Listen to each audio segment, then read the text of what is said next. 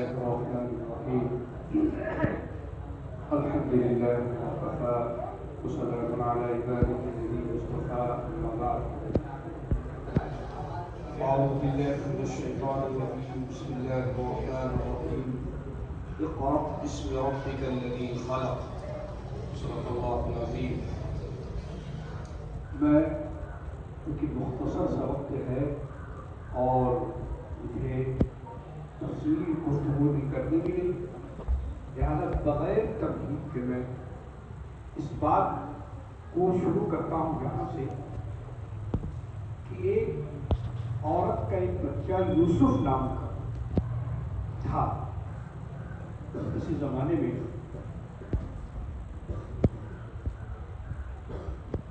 یہ کوفہ کی بغداد کی بات ہے اور وہ تھوڑا سا بڑا ہوا بچہ، اس لائق ہوا کہ چلنے لگے پھرنے لگے، پڑھا اس نے. اس کے بعد ان کے والد کا انتقال ہو گیا تھا.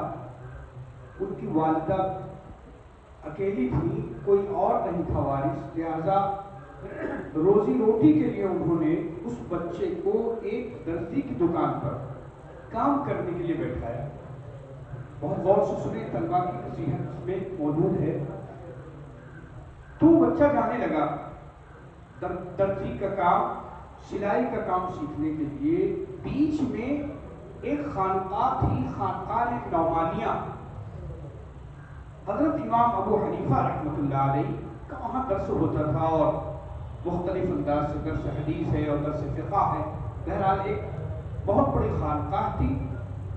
وہ بچہ راستے میں، چونکہ یہ خانقاہ پڑتی تھی، وہ بچہ ایک دن راستے ہی میں آواز آ رہی تھی کہ امام صاحب کا درس ہو رہا. وہ بچہ یوسف درس میں آ کے بیٹھ گیا تھوڑی دیر کے لیے کہ چلو تھوڑا سا سن لے حضرت کی بات. اللہ نے اس بچے کے دل میں قرآن حدیث کی وہ روشنی اور امام صاحب کا وہ تقویٰ ایسا نور ڈالا کہ وہ بچہ بجائے اس کے کہ وہ سلائی کا کام سیکھے، وہ روزانہ اپنے گھر سے نکلتا اور امام ابو حنیفہ رحمۃ اللہ علیہ کی مجلس میں جانے لگا.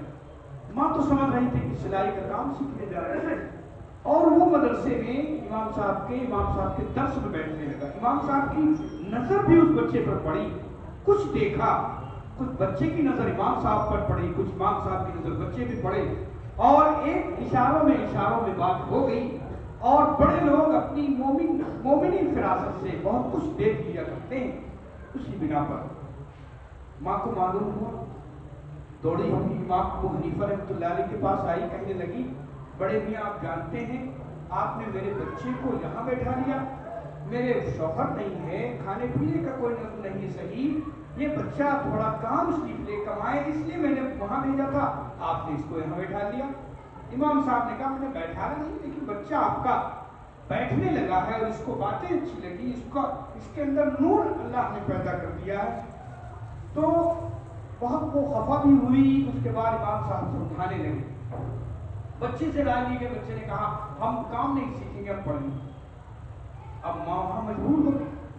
پھر امام صاحب نے رحمۃ اللہ علیہ نے آخری بات جو اس ماں سے کہی کہ بہن، اس بچے کے اندر، اس یوسف کے اندر ہم نے کچھ دیکھا ہے اور ہم نے یہ بات بھی دیکھی ہے، محسوس کر لی ہے کہ یہ بچہ آگے چل کے کچھ بنے گا اور یہ بنے گا کہ کل یہ بادشاہوں کے ہاتھ سے فالودہ اور پشتے کا حلوہ کھائے.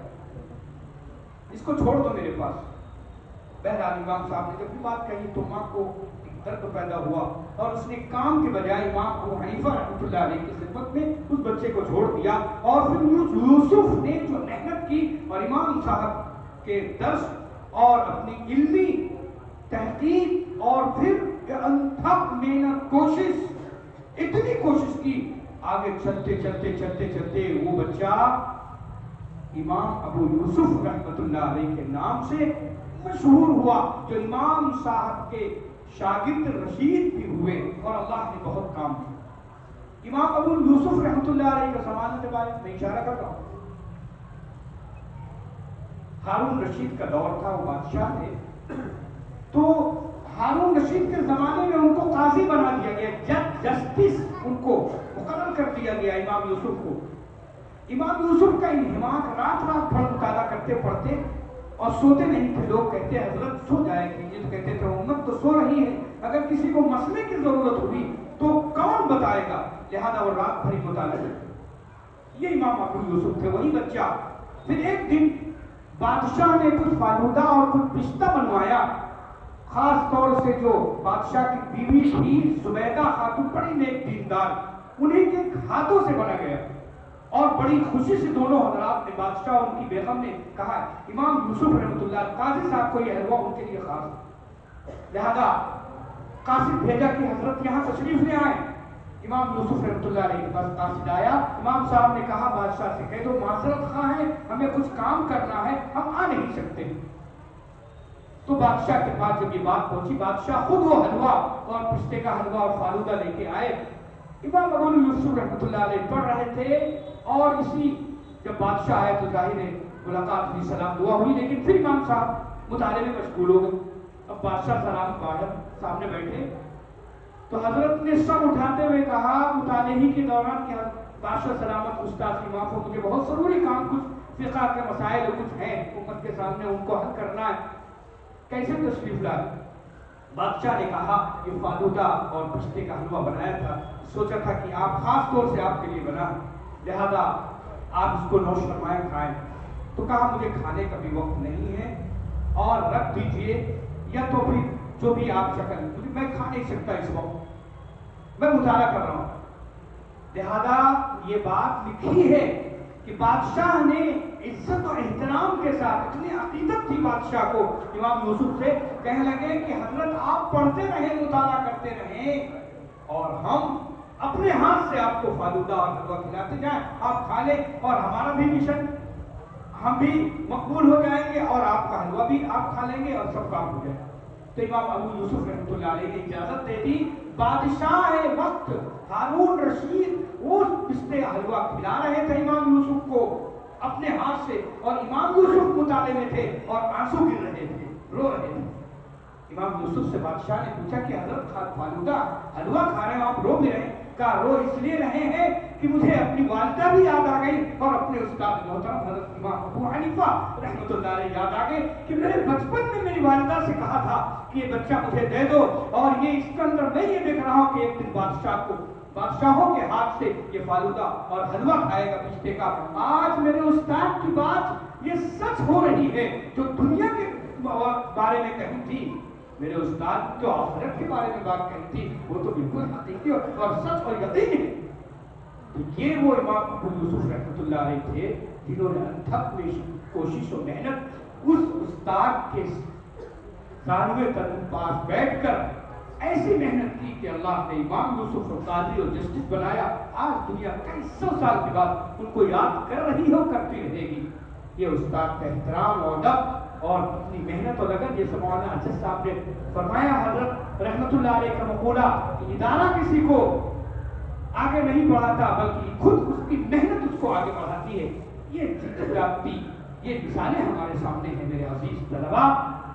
اس لیے بار بار کہا جاتا ہے، لیکن ایک بات آخری بات جو 1 منٹ میں عرض کرنی پھر دعا حضرت مفتی صاحب تشریف فرمائے کہ یہ علم سارا جو دین کا علم ہے، اس دین کے علم کے ساتھ جو تاریخ ہمارے سامنے ہے علماء کی ایک لمبی لسٹ اور فہرست سے ہے. اگر ان کی ابتدا دیکھیں گے اور انتہا دیکھیں گے تو ہر جگہ ان کے ساتھ تقویٰ لگا ہوا ہے. ان حضرات نے جو علم سیکھا تھا وہ عملی طور پر یعنی شروع ہی سے تقویٰ لگا ہوا تھا کہ تقوی کے ساتھ طالب علم تھے لیکن تقویٰ ان کے اندر تھا. نماز اور ان کی تہجد قضا نہیں ہوا کرتی تھی. حلال و حرام کے قریب نہیں جاتے تھے. حضرت قاری صدیق صاحب رحمۃ اللہ علیہ کہتے تھے کہ میں گھر سے غریب تھا، میں پانی ایک کوٹھے پر اوپر چڑھاتا تھا اوپر جس سے کچھ پیسے ملتے تھے اور میں اپنا خرچہ چلاتا تھا. حضرت میں نے اپنی آنکھوں سے اپنے کانوں سے سنا ہے یہ بات حضرت فرما رہے تھے. اور لائٹ نہیں تھی تو روڈ کے کنارے باؤنڈری کے اندر مدرسے کے باہر میں نے اپنے امتحان کی تیاری کے لیے چادر بچھا لیا تھا. اور لائٹ نہیں تھی، نہ میرے پاس اتنا پیسہ تھا کہ چراغ لوں، تو جو گورنمنٹ کے لائٹ باہر چلتی تھی روڈ پہ اسی لائٹ سے میں اپنی امتحان کی تیاری کیا کرتا تھا. اس طرح ایک رات نے ایک اللہ والوں نے اپنے وقت کو مدرسے کی چہار دیواری میں گزارا تقویٰ اور الہیت کے ساتھ. اور حضرت تھانوی رحمۃ اللہ علیہ فرماتے ہیں، لکھتے ہیں ایک جگہ کہ دارالدیوبند میں تھا تو ایک سال شروع سے میں نے ایک مٹکا بنا رکھا تھا. جتنے خطوط کا زمانہ تھا، خطوط آتے تھے، مجھے پڑھنے کا وقت نہیں تھا تعلیم کی وجہ سے. میں خطوط کو خط کوئی پڑھتا نہیں تھا، اسی گڑے میں ڈالتا رہتا تھا اسی مٹکے میں. اور جب شعبان کی چھٹی ہوتی تو وہ مٹکا پھوڑتا تھا اور خط پڑھتا تھا. کسی میں خوشی کا اظہار ہوتا تھا اور کہیں غم کا اظہار، کسی کا انتقال. اس شعبان میں میں پڑھتا تھا کیونکہ بیچ میں مجھے وقت نہیں تھا پڑھنے کا. خط 2 گھنٹے ہمارے طلبہ موبائل میں مست رہنا، 1 گھنٹہ اور اس طرح نماز کو ضائع کرنا، اور یہ ساری چیزیں بہت افسوس اور غم بھی ہوتا ہے.